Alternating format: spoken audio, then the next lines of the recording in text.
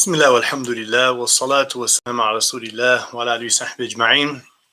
So we're continuing in our book, The Islamic Methodology of Purification of the Soul as found in the Quran and the Sunnah. And today we're talking about how marriage, the bond between a husband and a wife as the foundation of a healthy, good, upright society. So this is really a crucial concept of the path of spiritual purification and character refinement. And it's really one of the 5 objectives of Islamic law. The divine message of how to live our lives is summarized in 5 things. First, to promote and cultivate monotheism while allowing people to make their decision and own their understanding of religiosity. And second is to promote and preserve human life. And third is to promote and preserve human intellect. And fourth is to promote and preserve the honest exchange of wealth and the respect of property. And then the fifth is to protect and promote a healthy family. And that starts with the husband and the wife. So this is one of the 5 fundamental core teachings of the Islamic social order. The Quran strongly encourages us, the Prophet ﷺ strongly encouraged his companions to marry and to seek the fruits of marriage as a core part of their religion. So the verse from Surah An-Nur, it says, أعوذ بالله من الشيطان الرجيم وأنكحوا الأيام منكم والصالحين من عبادكم وإمائكم إن يكونوا فقراء يغنيهم الله من فضله والله واسع عليم. So the ayah is commanding us all. Marry the single people from among you. Marry the people who are not married, as well as the righteous slaves and slave girls. If you are poor, God will make you rich through this favor. He is bountiful and all-knowing. So this is the 24th chapter of the Quran, verse number 32, Surah An-Nur. So we see in this verse a divine command to marry everyone that you could possibly get married, even the slaves and the poor people, obviously this includes. And just like why it was a wrong thought that many of the Arab customs that they had before about trying to preserve their wealth. So for example, many of them would kill their baby child because they just didn't want to have to raise a child thinking it's going to be a financial burden. And so similarly, God is telling us in this ayah that marriage should not be, you shouldn't be looking at it like, oh, this is going to make me poor or I don't have enough money. If there is a way to get people married and there is a way to support their process of marriage, then we should marry them. And so that's why I understand the following hadith, Ya ma'shar al-shabab, man istata'a minkum al-ba'a falyatazawwaj. That, oh, young people, the Prophet ﷺ said, whoever among you can marry should marry. So many of the scholars kind of affected, I would say, by the culture that's developed over time about what marriage is all about and what manhood is all about. They've interpreted this, and there is basically a split among scholars. Many scholars said what this hadith is saying is that marry if you find the financial means and you can support your wife and future children with your income and you're having a house and all of those things. And so that is a common interpretation of the hadith. But many other scholars, many great scholars throughout our history, they understand this hadith according to the previous ayah that we just said, which is if you have the means to get married, say you still live with your parents, and you find a good righteous wife or something like that, or husband, then go ahead and get married if the logistics can be taken care of. So logistics in terms of cultural inclination of many Muslims is this guy now has his degree or he has his business and he has his money and he can provide an entire house. And what that's causing for many people is dragging out up into their 30s for many cases before they can get married. So we're not encouraging the young people here to just go out and try to fall in love, because obviously if we study marriage, the point is not to fall in love before you get married. The point is to look for compatibility as a responsible believer, as we'll talk about, in choosing someone to spend the rest of your life with for the most important fundamental issue of building a family. And so establishing that most important relationship in a society. It's the way of the prophets. وَلَقَدْ أَرْسَلْنَا رُسُلًا مِّن قَبْلِكَ وَجَعَلْنَا لَهُمْ أَزْوَاجًا وَذُرِّيَّةً. So the Quran says, surely we sent many messengers before you, Muhammad, peace and blessings be upon him, and we made them husbands and wives, and they had children. So they had families, and they had children, and that was fundamental to every messenger.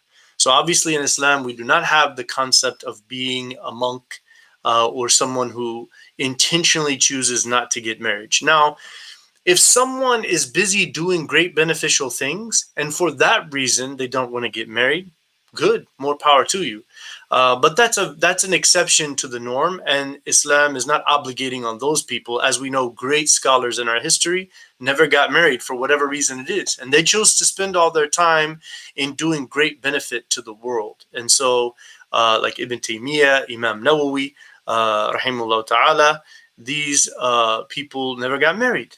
But they spend all their time in study and teaching and writing books and doing all these beneficial things. So everybody else, who is the vast majority of us, should look to spend time with a spouse and to build a family together. So the foundation of society is built on marriage. The Quran tells us that that spiritual community, they have a certain wish and desire that they call out for as believers before and during marriage. وَالَّذِينَ يَقُولُونَ رَبَّنَا هَبْ لَنَا مِنْ أَزْوَاجِنَا وَذُرِّيَّاتِنَا قُرَّةَ أَعْيُنٍ وَجَعَلْنَا لِلْمُتَّقِينَ إِمَامًا. So the true servants of the merciful God, the servants of the beneficent, kind, caring, loving, compassionate God, their prayer is, "Oh, our nurturing Lord, give us the very special gift and blessing of spouses and children that are the delight of our eyes, that are the coolness of our eyes, that makes us joyed in what we see from them." And what we are looking for in that joyness, and the joyness of any true believer, would be to see piety, the service of God, the worship of God being done by our loved ones. So that's a primary purpose and goal and aim of getting married, is to establish a pious community of people. So when we look to get married, and as we're married, we are looking to grow in our devotion and piety together as a collective. And we look to encourage each other in that.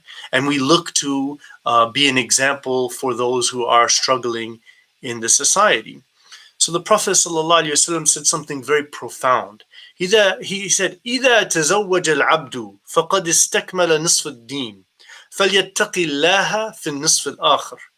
That if a person got married, then that person has completed half of their religion. So they should be mindful of God in the other half of their religion. What is this saying? So some people say that protecting your chastity, that to not fall into fornication, is half of your religion. And that doesn't make any sense. That's an important part of your religion, but it's definitely not half of the religion. This is, narrowing down something that was intended to be broad and expansive and crucial and important. So what the Prophet ﷺ is saying, according to the more proper interpretation of this hadith, is that building a good family and finding the right person to build a family with, that is half of your religion, because the society will not be fruitful and will not have good morals if people are random and the way they choose marriage, or the way they fall into marriage, as it were, is haphazardly and not planned well, as we talked about. It's just this kind of, well, I became close friends with someone and I was attracted, and then we start to feel like we're in love. it's very normal in the modern world here in America to think that that is normal. But the actual statistics and data will tell you that that has led to lots of problems. That has led to fake relationships, fake marriages. And then when people have to deal with the real consequences of marriage and the real issue of compatibility between them and their spouse, they find all kinds of problems, right? So that's why we have to be very careful in picking the right person to be married to. And then we can complete half our religion. So that's because we have compatibility and we have an understanding about our future in our lives together. Marriage is kind of like two becoming one. So we have to learn to compromise. We have to understand each other. We have to be close friends. We have to have things we can relate to each other on. We have to have this connection of family. We have to know each other's family and build bonds with each other's families, because two families are actually marrying. There's going to be children and grandchildren and uncles and aunts, and these people all have connections. And they will all have to deal with each other one way or another. And in Islam, they should be interacting more than just the two Eids. And they should have strong bonds beyond just husband and wife.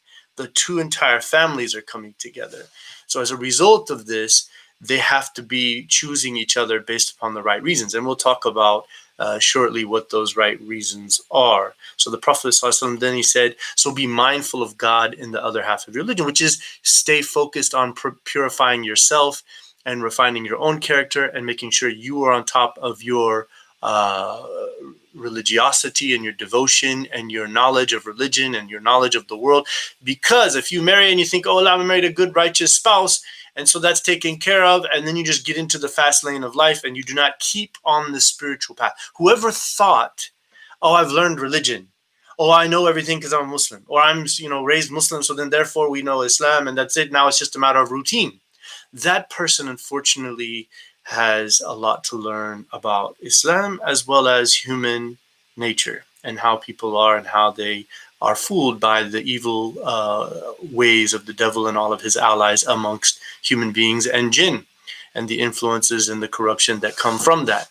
So we all have to stay on the spiritual path. We pick the right spouse, and then we make sure that we are focused on cultivating and purifying that. Because it's not, marriage is not just marrying and then that's it, and then go back to my life, as it were. No, you have to continue as two parts of one whole, two halves of one whole.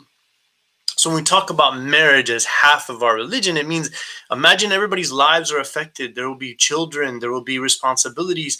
There is a whole reality in this marriage that is building the core or the nucleus of a healthy society. So if people do it right, then the world will be a better place. So what are the conditions of a successful marriage? Obviously, everything, if we have a good understanding of Islam, starts with intentions, the purity of heart, sincerity. So the concept of renewing intentions, anyone on the spiritual path, and what the beauty of this point is I've had the opportunity of sitting with different scholars and sitting with different groups of devoted Muslims that have, focused on spirituality. And, there's these different groups that have different angles, and they all have good to them and they all have their shortcomings, just like I have my good and I have my shortcomings. But it's interesting because I've sat in groups of Sufi Muslims focusing on spirituality and the remembrance of God and all of these things. I've sat with Muslims that see themselves as Salafi, meaning they're focusing on authenticating our religion through Quran and the Hadith of the Prophet and making sure our belief system is right. And I've sat with Tablighi Muslims who are going out to visit other Muslims, trying to fill the mosques with people who are devout. I've sat with Muslim Brotherhood and these type of how we build a good society and we become active and socially integrated and all of those great things. All of these, in every group that I ever sat from any of these, they all have one thing in common in their understanding of the spiritual path, and that is to purify one's intentions and to renew one's intentions. You cannot overstate this. Okay, so the Quran is telling us, قُلْ إِنَّ صَلَاتِي وَنُسُكِي وَمَحْيَايَ وَمَمَاتِي لِلَّهِ رَبِّ الْعَالَمِينَ.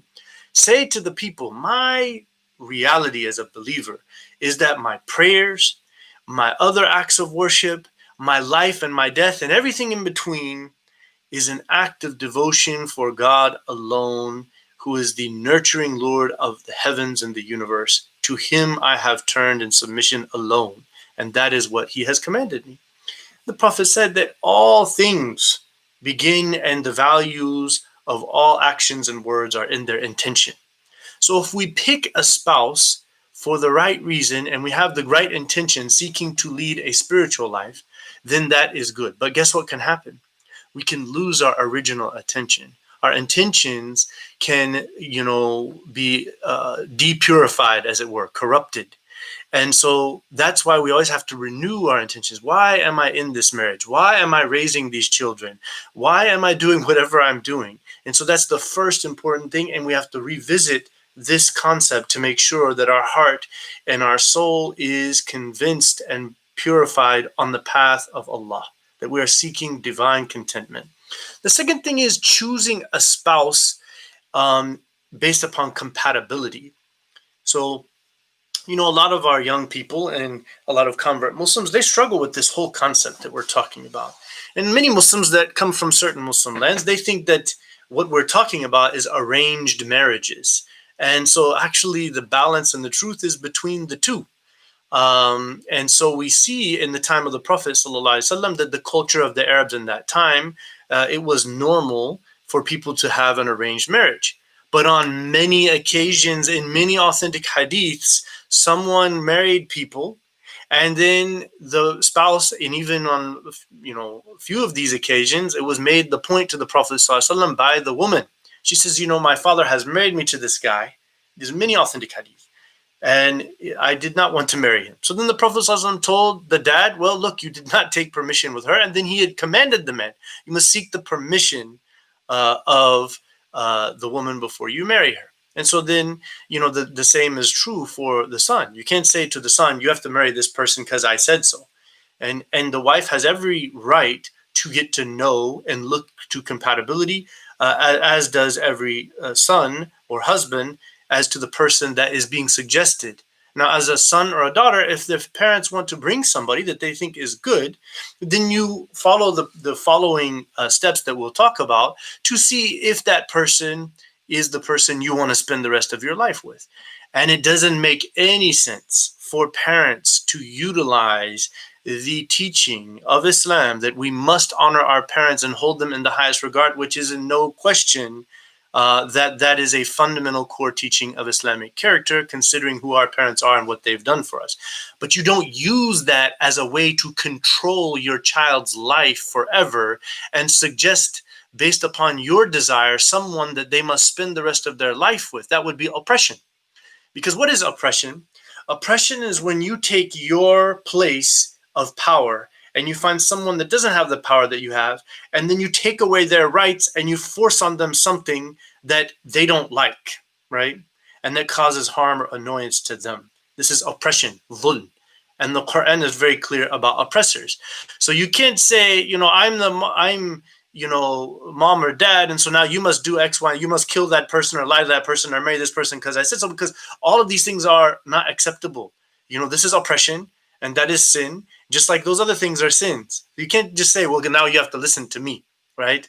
And so as parents, we should and we can look for our children a spouse that we think is good for them. But they can say, you know what, this person doesn't fit with me. And even though it seems like the families have some idea, I'm not interested in that. The parent cannot say at this point to male or female child, well, you better do this because we said so and we're your parents. No, you find someone else to see if they're compatible. And then you find until someone is the right person.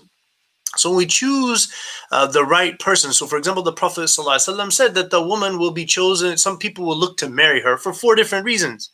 And so he said one of them is her wealth. She's a class, her status. This is the Prophet's talking to this tribal society, and they have this idea of nobility and all of that. The second is the family, fitting in the same thing, the lineage, the family, the tribe. And then the third one is beauty. Oh, she's beautiful and all of this. And the fourth one is her religion, her character, and her worship of God. And then the Prophet ﷺ said, you must find a woman of religion, and that will give you the fruits of what you're looking for in a spouse, right? Taribat yadak. You will be blessed with a goodness for that. People used to work in the dirt to plant the seeds and all of this, and you will have you will see the fruits of your work whenever you choose to marry that woman for that reason. So the Prophet ﷺ on more than one occasion pushed people and encouraged them to marry someone outside of their tribe, but they had to have a common understanding amongst them, right? So it is a good thing to find people that have a similar culture. One of the interesting things that happens is that people pick someone who comes from their culture from another country, and they assume that their child born from them has the same culture as them. And that actually I've seen in many cases is wrong. And it turns up and creates a lot of problems. So for example, mom and dad are from this country, from the Muslim world in the Eastern Hemisphere. They come and they raise their kids here. Their kids are born here. And so they don't want to accept or admit that their child is an American and that they have a different cultural leaning. And being American does not mean that you're not Muslim. I'm Muslim. I'm American. I'm the Imam here talking to you. So obviously you can be 100% American and 100% Muslim, and there's no contradiction. That is why the First Amendment, it says everyone can practice whatever religion they like, and the state will not impose a religion. This country is built on letting people choose their own religion and not forcing them in one direction or another, right? And so you have to be careful about this whole thought process whenever you do that. There has to be compatibility. And so incompatibility is them talking to each other, getting to know each other. So at first, if someone's interested in somebody, they should bring the family in to let them know that there is discussions happening, and the family should give their blessing that, okay, here is these circumstances, chaperoned or whatever, whether it be phone conversation with somebody in presence or the email and then you're CCing or whatever, or you come to the house and you visit, or after a few times, the family will, be in another room and let them visit kind of in a different room, but in the open and things like that, to preserve that this is all being done for the right reasons. And so through all of that, and I highly recommend premarital counseling, preferably from a professional. I'm not a licensed counselor, so I'm going to just go through on my experience and some teachings of Islam, but there are people who are scientists of human thought and behavior, and they understand and they have dealt with many, many years of study of marriage and the problems of marriage and the successful marriages. And so they can work people through things, their idea of getting married beforehand so that they'll have a good idea. And so Muslims tend to come to me, and I know that if I send them somewhere else, they probably won't go. So I do it anyways for now, and I'm not a professional, and I shouldn't be taken as a professional in that atmosphere. So I can only give you religious advice and then human experience advice, which is still not specialized. So the Prophet ﷺ, he said a beautiful thing to people who have a man coming to seek their daughter's hand in marriage. He said, if some man comes to you and you like his knowledge and practice of religion and he has good character, then you should marry your daughter to that person. You shouldn't be like, okay, how much money do you have? Do you own a house? What's your degree? Are you Dr. So-and-so? What tribe you have? All of that, according to the Prophet ﷺ, is secondary. And if this is all, obviously, as we said in the beginning, that your daughter likes the guy and wants to marry him, right?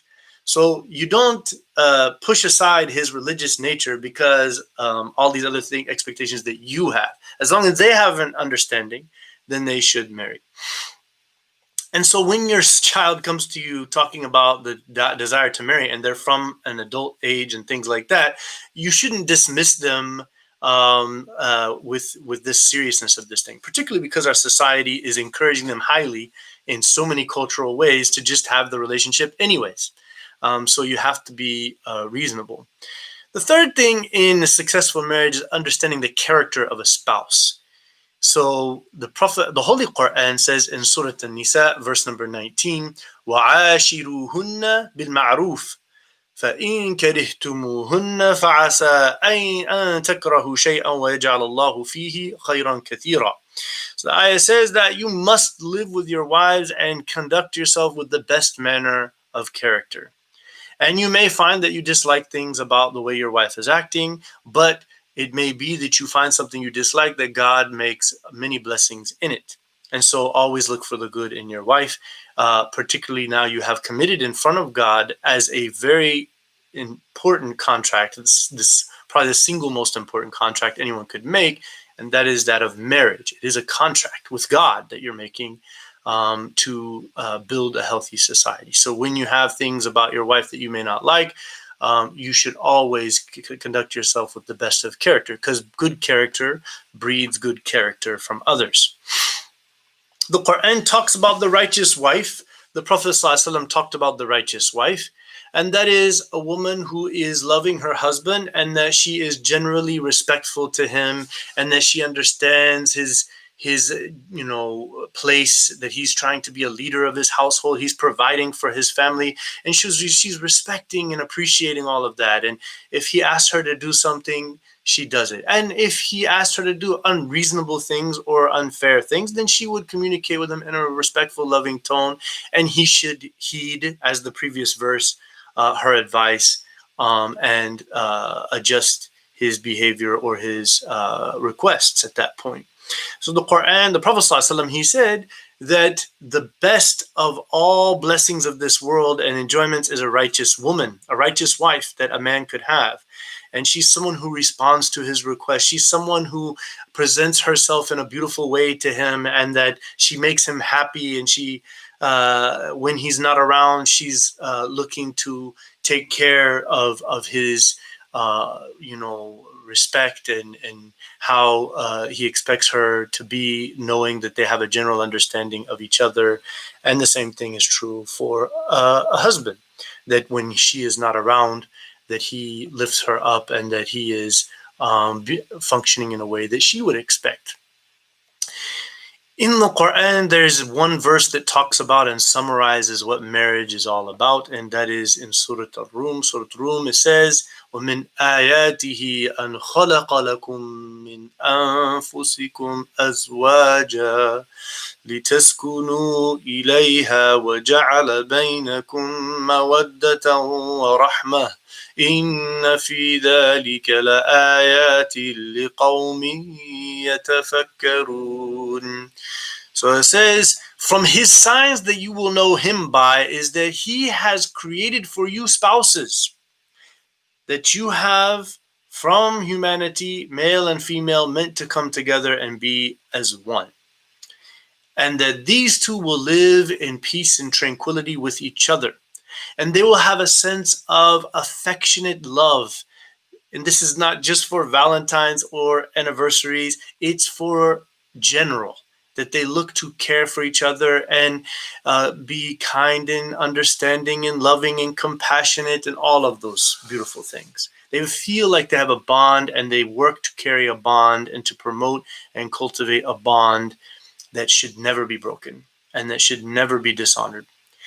And so then they are understanding of each other. They compromise to make each other happy, that they forgive and forget. They move on. They don't keep grudges. Oh, you know how you did and you said, and they talk to each other freely. They have good communication, and that they have this sense of live and let live. They respect each other's time, and they enjoy the time that they have together. And this are signs for believers.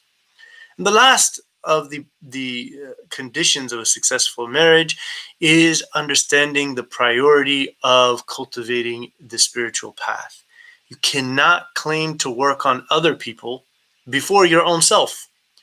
It says, يَا أَيُّهَا الَّذِينَ آمَنُوا قُوا أَنفُسَكُمْ وَأَهْلِيكُمْ نَارًا.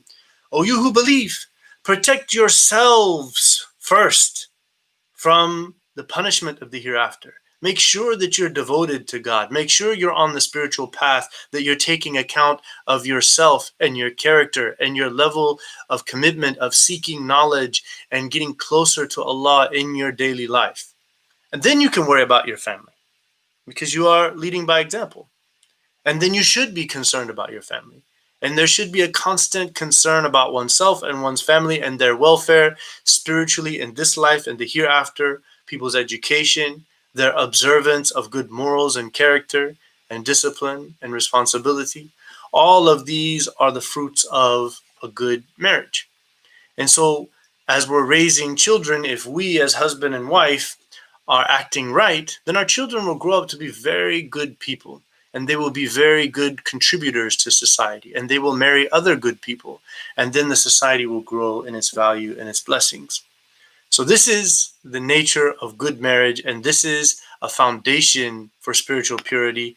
So I ask Allah to bless us all on this path and to facilitate for us the success of building a healthy family, a good, upright, moral family, and a good society, so that we may all enter into the bliss of paradise when we fulfill our mission on this earth of doing God's work for the world around us.